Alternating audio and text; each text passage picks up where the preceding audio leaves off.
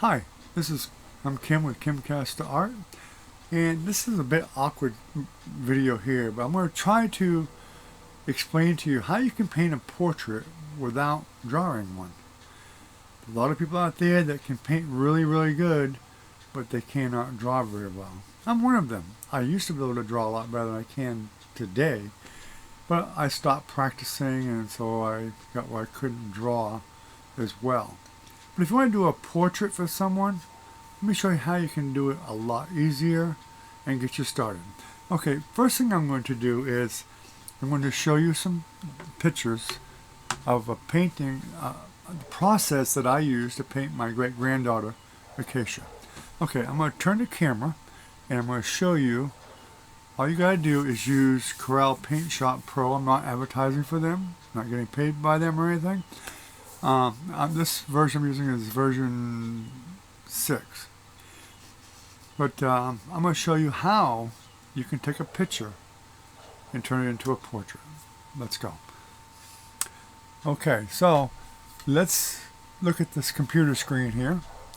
And as you can see, and hopefully you can hear me better, I can turn this mic a little bit more. You can see right here, this is Paint Shop Pro. It's not the whole thing, but this is the picture we're going to do on the right here. So we're going to paint this picture right here. And let me see if I can get a better picture of it for you. It's a bit darker because of the way the lighting is in here, and you're getting a video off the computer, which makes it a bit more difficult. So we'll move this, and we'll take the Paint Shop Pro, and here is her picture right here. First thing you want to do is get rid of the background, unless you want to paint that background. But I'm going to go with you don't want to paint the background. So if you're not familiar with the program, there's other paint programs that will do the same thing. What you want to look for first is the eraser tool right here. Now there's a difference. You'll find two tools usually. You have an eraser tool and a background eraser. Don't get them confused. Okay, you want the eraser tool first, and then you want to make it a pretty good size, and you can adjust the size up on the top by increasing or decreasing or whatever you want to do. So say you want to make it a lot bigger. So get the bigger area first, and now we got a lot bigger one right there, see? So you can do it quicker by making the tool even bigger. And you want to get the majority first. Look what I'm doing here. See, that makes it erase the whole background. You gotta be real careful. If you make a mistake, you can go to the Edit, Undo Eraser. So what I recommend is when you're doing an eraser, let go of your mouse once in a while. And that way it'll only restore the last strokes that you did. So you can erase all the background that you don't want, like so. But just do one side here, and you get as close as you can. And then you can go into a smaller one and get a little bit closer if you want to do that. Now, what I'm going to do now is you go to this other tool right here, and you can do the background eraser. Now what the background eraser does is allows you to get real close, just a little bit at a time, and you'll get real close to the object, as you can see, that you want to get rid of it. Whoops, see, I went too far. But luckily I was just clicking a little bit at a time, and I can solve that problem. Get as close as you possibly can. Just giving them little clicks at a time, it'll get rid of that background, just like so. It's that simple. Once you get rid of the background, and then you'll end up with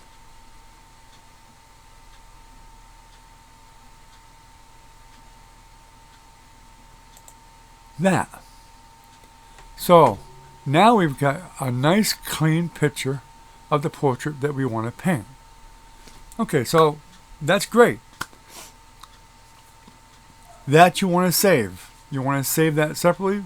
I recommend you make a folder and put all these pictures in the same folder. It makes things a lot easier to do. Once you've got this area here, you can do any adjustments you want to do, like a one-step photo fix. You click that and see if it makes it better, or go back to edit. You can undo it. You can do the smart photo fix, which allows you to make other finer adjustments. Okay, once you're happy with the photo, what you want to do then is change it to grayscale. And by doing that, normally as you do go to adjust, is it adjust? You can actually fix your sharpness and whatever too. Image, go to image, grayscale, right there, and click grayscale. And you'll get this. Okay, now we've got all those. You make sure you want to save it at grayscale. And one more step before, at the very beginning, I didn't mention this. If the photo is not to the size you want it, you may need to crop it. And that is right there, that little box right here with the low lines. And you may want to make it a bit smaller or crop it again. But then check your dimensions and make sure they're staying about the same for your picture. So once you're done with all this, we'll go back to your other program. And this is for printing. And you don't need to print this one. So you'll print that one. Okay, once you print this one, and I did it right here, I just use these folder covers here. It's just a clear one. And I put that picture in that cover. That way I have a reference photo. It gives a little bit of a shine. You may want to take it out at certain times, but I still want that little bit of a shine because it gives me an idea of how that photo is going to look once I paint it. But normally the lighting will get rid of that. So, you have two options. You can paint it just like this. This is a paper that you can paint on for acrylic. And you can buy that paper at any Hobby Lobby or Michael's or whatever painting supplier you use online. But I recommend don't use more than like 120 bond because most printers won't handle much more than that. And you can paint that just like that.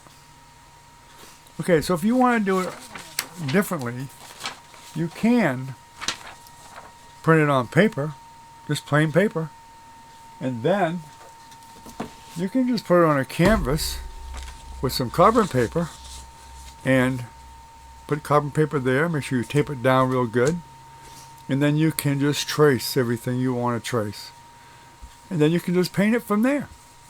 Not a problem. Very simple, very easy to do, and it saves you a lot of work. And no, you're not cheating by doing it this way.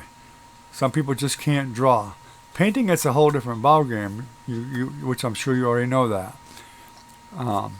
But mainly is to get the image on the paper. You got the eyes right. You want to make sure the eyes are right, the nose are right, the mouth.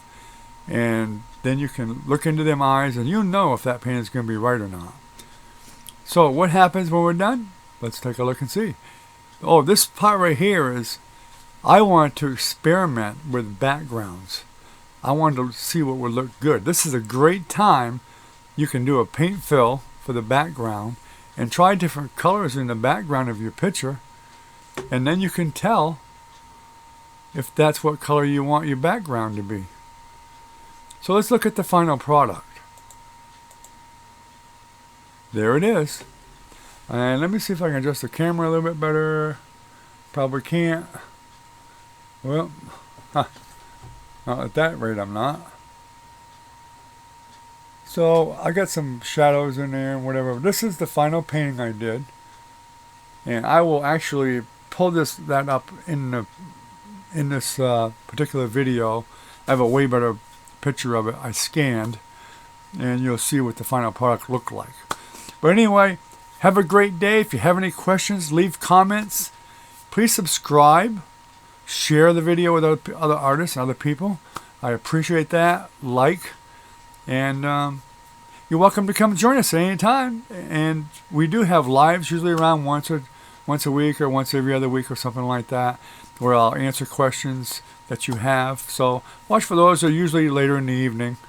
And if you subscribe and hit that little bell notification for all, you will get a notice about the lives. So for now, I appreciate everyone coming, and have a good day. Happy painting. If you've got any questions, feel free to leave a question. I'll certainly answer them. I always do. So have a good day, and God bless.